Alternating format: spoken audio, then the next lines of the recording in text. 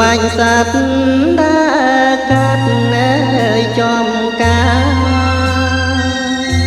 ចាយដនជួបការនៅភូមិក្បាលជ្រោយបុប្ផាច្រើនណាស់បែបានតែមួយ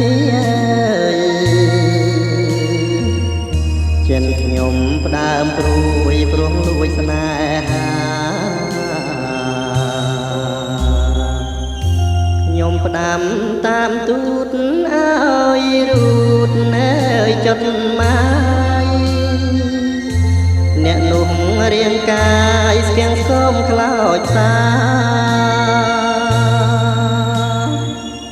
ខ្វះទាំងបុណ្យសឹងខ្វះទាំងវាចាមិនអាចស៊ើបការឲ្យដឹងចិត្តស្រីបោផាក្បាលជ្រោយខ្ញុំធ្លោយចិនដាប្រគល់វាសនានឹងចិនទាំងក្ដីអលោកអ្នកតានាមក្បាល8ពុនយល់សពស្រីពីរឿងខ្ញុំផងជាតិនេះប្រាថ្នាបែកកាយក្បាលជ្រោយហើយមិនឲ្យរយជ្រូចាងចោលតងរៀមជាបាំងសាកំព្រាបងកងសូមបញ្ញាខ្លួនផងក្នុងនាមអងសត្វ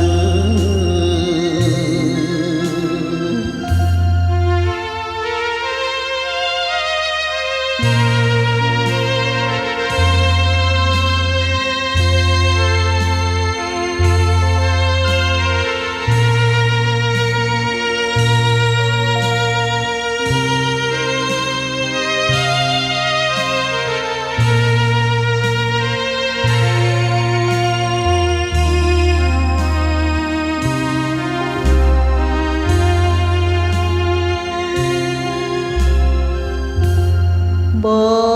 ផាក្បាលជ្រោយខ្ញុំធ្លោយចិនដាប្រគល់វាសនានឹងចិនទាំងក្ដីអលោកអ្នកតានាមក្បាល8ពុនយល់សពស្រីពីរឿងខ្ញុំផងជាតិនេះប្រាថ្នាបែកកាយក្បាលជ្រោយហើយមិនឲ្យរយជ្រូចាងចោលតងរៀមជាបាំងសាកំព្រាបងកង